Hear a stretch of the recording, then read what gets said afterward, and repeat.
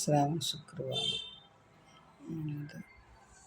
శుక్రవారం రోజునాడు ప్రతి స్త్రీ ఉదయాన్నే లేచి శుభ్రంగా ఆ తల్లిని ఆరాధిస్తే ఆ తల్లి మనకి ఇష్టకామ్యాలన్నీ ఇస్తుంది. దానికి చిన్న కథ ఉంది.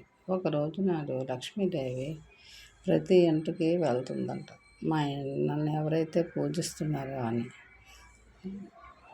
ఒక ఇంటికి వెళ్ళిందంట. వాళ్ళు ఉదయాన్నే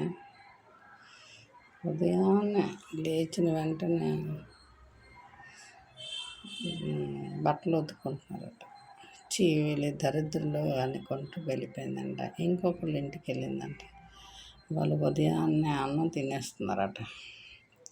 ఏంటి వీళ్ళు నన్ను గుర్తుపెట్టుకోలేదు అనుకుంటూ ఆ తల్లి వెళ్ళిపోయిందంట. ఇంకొకళ్ళ ఇంటికి వెళ్తుంటుంటే వాళ్ళు ఉదయాన్నే పేరు చూసుకొని జట్టలు వేసుకుంటున్నారట. అలాగా ఎవరింటికి వెళ్ళినా డబ్బు ఉన్నదైనా ఇలాంటి పనులన్నీ చేస్తున్నారు.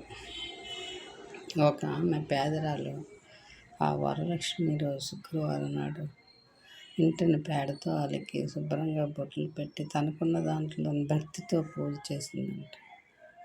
అప్పుడు ఆ లక్ష్మీదేవి వాళ్ళ ఇంటికి వెళ్ళి ఎంత బాగా నన్ను ఆరాధిస్తుంది, ఈ దేవుడు మళ్ళీ ఎంత శుభ్రం చేసింది, బొట్లు పెట్టి పూజ చేసింది తనకున్న దాంట్లోనని ఆ ఇంటికి వెళ్ళి ఆమె తిష్ట వేసి కూర్చుందంట.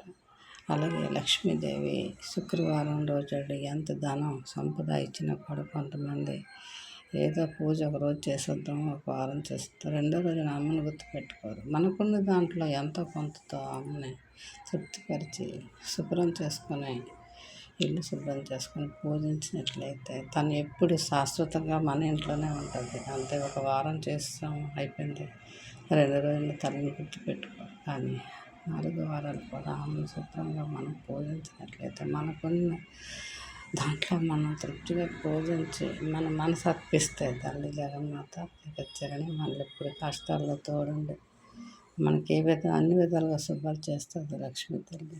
ఓం మహాలక్ష్మి నమో నమః, విష్ణుప్రియాయని నమో నమః, ఫలప్రదాయని నమో నమః, విశ్వజలందని నమో నమః.